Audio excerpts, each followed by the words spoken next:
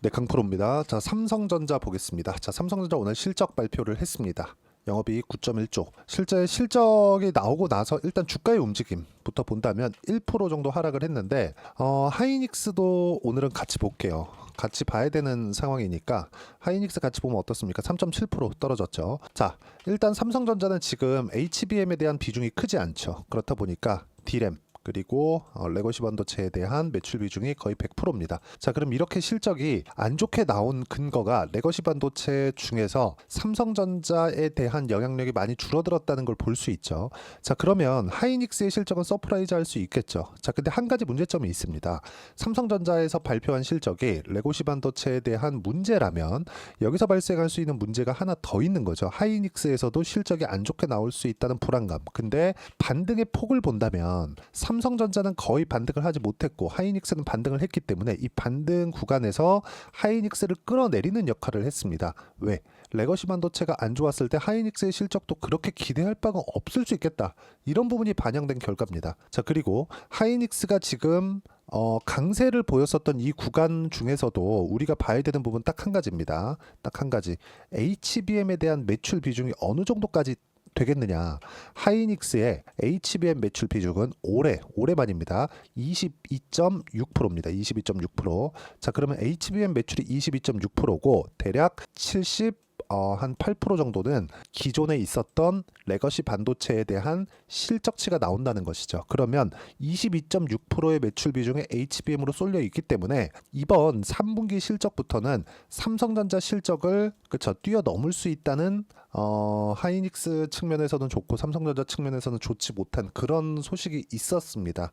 어쨌든 제가 강조를 드리고 싶은 건 실적은 좋지 않았다. 그리고 그 실적치를 오늘 발표된 실적은 잠정 실적이기 때문에 그 실적치에 대해서 일단 확인을 하면서 보면 뭐 간단합니다. 뭐 세부적인 항목이 나온 것은 아니에요. 영업이익 기준에서 보면 9.1조 그리고 예상치가 10.1조 정도로 잡혀 있었기 때문에 예상치보다 1조 이하로 발표가 되었다는 거죠. 자, 그러면 이런 부분만 보더라도 상황은 좋지 않지만 주가가 선반영되지 않았으면 완전히 폭락 나왔어야겠죠. 이런 부분에 대한 내용이 어느 정도까지 반영이 됐다. 그리고 이 반영 수치를 우리가 어떻게 볼 수 있냐면 자, 여기 수급적인 측면에서 보더라도 볼 수 있어요. 그렇죠? 이렇게 계속해서 외국인이 매도가 나왔다는 거죠. 나올 만큼에 대한 물량은 다 나왔다. 그러면 우리가 여기서 어떻게 뒤집을 수 있겠느냐? 실적 발표도 했고 삼성전자가 안 좋다는 건 알았고 대신에 긍정적으로 하나 볼 수 있는 건 주가가 먼저 내려서 추가적으로 하락하기가 조금 어렵지 않을까? 이렇게 생각하는 건데 여기서 입장문이 나왔습니다. 5월 달에 취임한 전영현 DS 부문장이죠. 지금 현재 삼성전자의 부회장입니다. 자, 입장문 먼저 보고 가겠습니다. 저는 이 내용은 상당히 긍정적으로 좀 보고 있습니다. 입장문 먼저 보면 쭉 내용을 보겠습니다. 자, 내용부터 보겠습니다. 삼성전자 반도체 사업을 이끌고 있는 전영현 DS 부문장 8일 시장 기대치를 크게 밑도는 3분기 실적 발표한 것에 대해서 사과했다. 이례적인 부분이 나온 겁니다. 자, 그리고 쭉 내려서 보면 자, 삼성전자는 아까 전에 말씀드렸었던 내용이죠. 3분기 매출 79조 원. 매출은 잘 나왔어요. 이익이 많이 떨어졌다는 거죠. 자, 그러면 하이닉스 기준에서는 이익률이 올라갈 수 있다는 기대감이 발생한 것도 사실이겠죠. 메모리 반도체에 대한 수요는 계속될 수밖에 없으니까. 자, 그럼 여기서 영업이익 9.1조 잠정 실적을 발표했다. 지난 2분기 매출은 6.66% 올랐지만 영업이익은 12.84%, 분기당 기준에서 역성장했다. 12%대 역성장했다. 영업이익은 증권가 전망치 10조 7천억 원보다 약 15% 밑도는 어닝 쇼크 수준의 실적이다. 당초 증권가에서 지난 2분기 실적 발표 이후 3분기 영업이익을 최대 14조 원까지 예상했지만 최근 들어 실적 전망을 낮췄다. 근데 그 전부터 주가는 계속 빠져왔죠. 밑으로 쭉 내려보시면 자, 고객과 투자자 그리고 임직원 여러분들께 말씀드립니다. 삼성전자를 쭉 볼게요. 쭉. 자, 요 내용.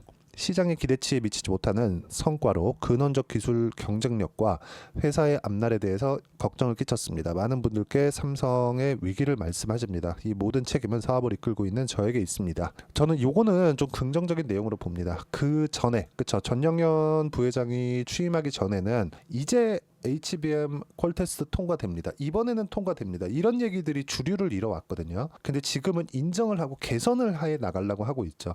기존의 팹을 가지고 있고 그리고 지금 누가 들어와서 메모리 반도체를 대체할 수 있는 그런 기업은 지구상에 없습니다. 그래서 삼성전자가 기술력에 대한 부분을 계속해서 갈고 닦을 수 있고 이런 부분이 주가에 반영되어 있다면 주식시장에서는 이런 부분을 앞서서 선반영할 수 있는 계기가 될 수 있는 겁니다. 그런 부분은 반드시 생각을 하고 있어야 돼요. 과거 그쵸? 전영현 부회장이 들어오기 전까지는 계속해서 강조를 했었던 내용이 HBM 이제 통과됩니다. 뭐 이런 내용이 주류를 이뤘었다면 지금은 인정하고 개선하고 있다는 그쵸? 개선에 대한 부분을 이야기를 하고 있는 것이기 때문에 이런 부분은 상당히 긍정적으로 저는 보고 있습니다. 뭐 밑에 내려보시면 뭐 흔히 예상할 수 있는 범위 내에서의 이야기입니다. 뭐 고객과 투자자 뭐 그런 내용이니까 쭉 보면 가장 강조를 해야 되는 건 요거라고 보여집니다. 기술의 근원적 경쟁력은 보너가 있습니다. 기술과 품질은 우리의 생명이다. 결코 타협할 수 없는 삼성전자의 자존심이다. 단기적인 해결책보다는 근원적 경쟁력을 확보하겠다. 더 나아가서 세상에 없는 기술 그리고 완벽한 품질, 경쟁력만이 삼성전자가 재도약하는 유일한 길이라고 생각한다. 그리고 둘째, 미래를 보다 철저히 준비하겠습니다. 이것도 같은 맥락으로 볼 수 있겠죠. 두려움 없이 미래를 개척하고 한번 세운 목표는 끝까지 물고 늘어져 달성해내고야만은 우리 고유의 열정에 다시 불을 붙이겠습니다. 가진 것은 수성 마인드가 아닌 더 높은 목표를 향해 질주하는 도전 정신으로 재무장하겠습니다. 요 마인드가 지금 엔비디아의 마인드입니다. 엔비디아는 이미 최고죠. 그렇죠? 1등입니다. 근데 지금 젠스낭 CEO가 직접 영업을 다니고 있어요. 그럼에도 불구하고 신제품에 대한 발표도 계속해서 늦추지 않고 있죠. 이번에 지포스 기준에서 5000번대 시리즈 그리고 B200 그리고 GB200 이런 신제품에 대한 부분도 이번에 그 칩렛 구조로 변경을 하면서 약간 패키징에 대한 문제가 있었다. 이번에 새로운 시도를 했거든요. 칩렛이라고 칩을 하나가 아니라 두 개를 붙여서 나옵니다. 이런 부분 때문에 약간 지연이 발생한 거지 기술 경쟁력에 대한 부분은 사실상 뭐 전혀 문제가 없는 그런 부분이죠. 그래서 요거하고 같은 얘기라고 저는 보여집니다. 한번 세운 목표는 끝까지 물고 들어서 달성해내고야만은 우리 고유의 열정에 다시 불을 붙이겠다. 가진 것은 수성 마인드가 아니라 더 높은 목표를 향해 질주하는 도전 정신 으로 재무장하겠다. 이런 부분들 어쨌든 어닝 쇼크가 나온 것은 사실이고 주가가 거기에 반영돼서 주가가 더 이상 빠지지 않은 것도 사실이고 레거시 반도체에 대한 부분이 안 좋다는 걸 확인을 했으니까 하이닉스가 오히려 악재로 반영이 되면서 하락했다는 부분까지 오히려 한국 시장에는 안 좋은 영향을 미친 것은 맞지만 나온 그 CEO 메시지를 보면 상당히 조금 긍정적인 내용으로 바라봐야 되는 것도 사실이라고 보여집니다. 애초에 인정을 하는 것부터가 새롭게 시작하는 그 단계가 되는 거니까. 그리고 무엇보다도 아까 전에 말씀드렸잖아요. 여기 외국인에 대한 매도세도 여기서 추가적으로 나오기는 어려운 상황에 있고 코스피 같은 경우에도 삼성전자가 이렇게 안 좋은 상황에서 추가적으로 매도가 나올 수 있는지 그 부분도 의문입니다. 안 나온다고 보시면 되고요. 기술적으로 보더라도 지금은 밸류에이션 콜이 나올 수 있는 그런 상황에 있기 때문에 여기서 더 이상 뭐 나빠질 수 있는 상황 그리고 주가가 눌릴 수 있는 상황 그렇죠. 사업적인 측면이 아니라 주가 측면에서요.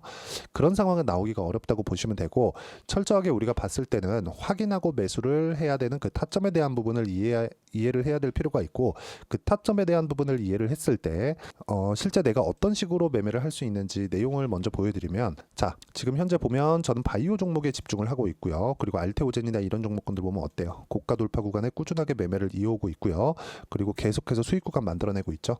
반도체 그리고 삼성전자의 반등이 확인하는 구간에 철저하게 돌파하는 구간에 공략을 할 예정이고요. 그런 부분을 여기 소통방에서 제가 공유를 해드릴 예정입니다. 자 소통방의 내용을 보면 뭐 퓨처캠이나 이런 종목군들 계속해서 제가 공략을 하고 있는 종목인데 유한양행, 바이넥스 이런 종목군들입니다. 계속해서 강세 종목군들을 공략하고 있다는 점이 중요하고 퓨처캠 같은 경우에 보더라도 퓨처캠 자 내용 보시면 오늘 8% 정도의 강세가 있었다는 점. 자 계속해서 신고가 종목들만 공략을 했을 때 꾸준하게 수익이 발생하기 때문에 우리는 가격 외적인 다른 부분은 안 봐야 됩니다. 주식시장은 철저하게 미래가치를 반영하니까요. 가격 외적인 부분을 봤을 때 삼성전자의 실적이 안 좋은 구간을 모두 피해갈 수 있었다는 점 이런 부분들 제가 다시 한번 강조를 드리고 매매하는 구간에서 타점 그리고 삼성전자의 반등 구간에 어떻게 이렇게 타점을 잡을 수 있는 것인지 이런 부분들을 제가 소통방 그리고 라이브에서 그쵸 제 채널에서 진행하는 라이브에서 제가 함께 공유해드리고 실제 강의까지 진행하고 있으니까 매매하는 과정에서 가격에 대해서 잘 모르겠다 하시는 분들 소통방에 들어오시면 되고, 소통방은 무료로 진행하고 있으니까 구독과 좋아요 눌러주시고 댓글 하나씩 달아주시고요. 여기 010-8713-1916으로 구독이라고 문자 보내주시면 소통방 입장 링크를 순차적으로 공유를 해드리도록 하겠습니다. 다 무료로 진행하고 있으니까 소통방 들어오시면 되고요. 그리고 어떻게 가격을 잡아야 되는지 그 이론적인 부분은 여기 삼성전자의 단기 보유 전략, 단기는 2주입니다. 2주 동안 내가 어떻게 수익 전환 시킬 것인지 그 내용에 대한 부분이고요. 그리고 2주 안에 수익 전환 시키기 위해서는 가격적인 부분 중요하겠죠. 이 두 가지 내용 제가 함께 공유를 해드리도록 할 테니까 여기 010-8713-1916으로 삼성전자라고 문자 보내주시면 단기 보유 전략 그리고 실시간 타점 문자로 공유를 해드리도록 하겠습니다. 가장 중요한 점, 인정을 했다. 그쵸? 그리고 우리는 가격을 보자. 이제는 가격을 봐야 될 때입니다. 그쵸? 충분히 내릴 만큼 내렸고 외국인의 매도도 나올 만큼 나왔습니다. 그래서 가격을 보는 방법 그리고 어떤 식으로 봐야 되는지 그 부분에 대해서 이야기를 드린 거니까 이해가 안 되면 영상 다시 돌려보시고요. 종목단에서 어떤 종목을 공략해야 되는지 봐야겠다 싶으면 영상 끝까지 시청하시고, 이해가 되셨을 때는 모든 분들이 성공 투자하실 수 있을 겁니다. 자, 24년도가 돼도 여전히 시장은 녹록지 못합니다. 이런 상황이 벌어지는 건 어쩔 수 없습니다. 이런 상황에서도 수익이 나는 종목들의 구조는 변하지 않습니다. 즉 대시세 종목에 대한 구조는 변하지 않는다는 거고, 실제 제가 소통방에서 지속적으로 이야기를 드리고 있는 내용도 대시세 종목이나 시장 주도주를 공략하는 건 철저하게 가격 분석을 하라고 이야기를 드리고, 가격 분석 이후에는 이슈에 대한 파악, 그리고 이슈를 파악하고 나서는 다시 내가 얼마에 매수할지 그 타점에 대한 부분을 지속적으로 언급을 하고 있습니다. 자, 근데 생각해 보세요. 시장이 굉장히 어려웠습니다. 어려운 상황에서의 어떤 종목들이 강했냐 보면 반도체와 그리고 바이오입니다. 자, 실제 여기 보면요. HLB에 제가 실제 매매한 내용을 띄워놓고 보여드리고 있는데 1월 22일부터 매매를 시작해서 4일 동안 31%의 수익 마감이 됐고요. 그리고 여전히 신고가 종목입니다. 자, 그리고 그 다음 어보브 반도체, 이름을 보시다시피 반도체 종목이죠. 그리고 AI 반도체는 지속적으로 강세를 보이고 있습니다. 이 종목도 신고가를 먼저 달성한 이후에 제가 21%의 단기간에 21%의 큰 수익을 내고 마감이 됐습니다. 다시 재공략을 준비하고 있고, 이런 부분은 소통방에서 다 공유를 해드립니다. 자, 그리고 코세스, 자, 코세스 같은 종목도 당연히 그쵸, 신고가 종목이고요. 그리고 반도체 종목입니다. 이 종목도 영업일 기준에서 이틀 동안 대략 한 15%의 수익 마감이 됐습니다. 내용을 한번 보시면 어떻습니까? HLB를 포함해서 뭐 30%, 20%, 뭐 15% 이런 식의 수익이 지속적으로 발생하고 있는데, 이 세 종목 모두 다 신고가 종목이고 1월 달에 시장이 약세를 보이고 있는 구간에서도 강했었던 그런 종목입니다. 특징점이 하나 있는데 그 이슈에 앞서서 가격이 먼저 반영했다는 거죠. 그렇게 제가 가격을 먼저 보고 이슈에 대해서 파악하는 이유는 결과적으로는 큰 시세를 먹기 위한 사전 준비 작업입니다. 실제로 큰 시세를 먹기 위해서 사전 준비 작업을 했을 때 여기 레인보우 로보틱스 127% 그리고 ISC 98% 그리고 한미반도체 97%의 큰 수익을 내는 상황을 만들 수 있습니다. 어떤 식으로 소통방에서 진행됐는지 그쵸, 그 상황을 제가 이야기를 드린 건데, 이런 상황도요 당연히 신고가를 공략했을 때 가능한 겁니다. 자, 그러면 이번에도 마찬가지입니다. 그쵸, 정부 주도의 코리아 디스카운트 해소 방안이 2월 달에 발표를 하고요. 그리고 2월 달에 발표된 내용을 토대로 주가가 움직이는 게 아니라 이미 움직인 내용이 있죠. 실제 이 내용은 크게 중요한 게 아니라는 겁니다. 실제 움직인 내용을 보면, 자, 기아차입니다. 실제로 12월 달에 신고가를 만들어 놓고 정부에서 입김을 불어 넣으니까 순식간에 기아차를 포함해서 현대차 같은 거대 기업들의 주가가 2주도 채 되지 않아서 40% 정도의 큰 시세를 냅니다. 자, 그러면 우리는 어떤 종목을 봐야 될까요? 이슈를 파악해야 되는 것도 맞지만 철저하게 가격에 맞춰서 매매를 해야 되는 게 당연히 중요합니다. 정부가 주도하는 정책 방향이 있겠죠. 그 방향에 맞춰서 우리가 종목을 찾을 필요가 있다. 자, 그러면 답이 나왔습니다. 정부가 주도하는 방향에 맞춰서 제2의 기아차를 찾는 게 지금은 중요하다. 근데 정부 정책의 방향에 맞게 가자. 그랬을 때 앞서서 제가 보여드렸었던 내용인 여기 레인보우 로보틱스 127% 그리고 ISC 98% 그리고 한미반도체 97%와 같은 수익을 낼 수 있습니다. 물론 시간에 대한 부분은 최소 2주의 시간이 필요하고요. 그리고 최장 3개월 안에 끝내야 됩니다.